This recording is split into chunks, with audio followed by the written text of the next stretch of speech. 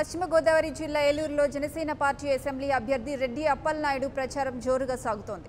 రానున్న రోజుల్లో జనసేన పార్టీ అధికారంలోకి వస్తే ఏలూరు కార్పొరేషన్ పరిధిలోని అన్ని ప్రాంతాలలో డ్రైనేజీ వ్యవస్థ మెరుగుపరుస్తామని హామీ ఇచ్చారు.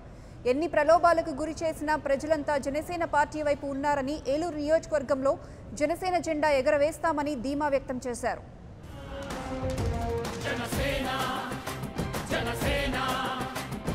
జనం కొరకు జనం చేత జనమే నిర్మించిన సేన జనసేన జనసేన జనం గోడు వినడానికి జనం తోడు అనడానికి జనం వైపు అడుగేసిన మీరందరూ కూడా ఎలక్షన్ అనేది అనేక మందిని చూస్తూ ఉన్నారు.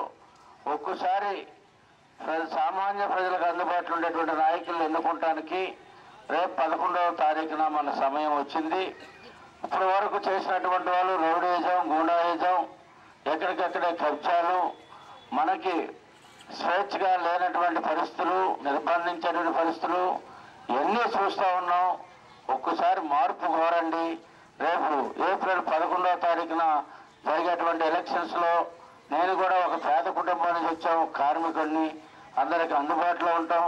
ఇప్పుడు పెండిపాటి పుల్లారావు గారు ఆర్థిక శాస్త్రవేత్త, ఎక్కడ ఏ అన్యాయం జరిగినా ప్రజల తరఫున మాట్లాడి న్యాయం చేసేటువంటి పెద్ద మనిషి, మంచి ఆలోచన, అవగాహన పరులు, మేధావి వర్గంలో మేలు వ్యక్తులు.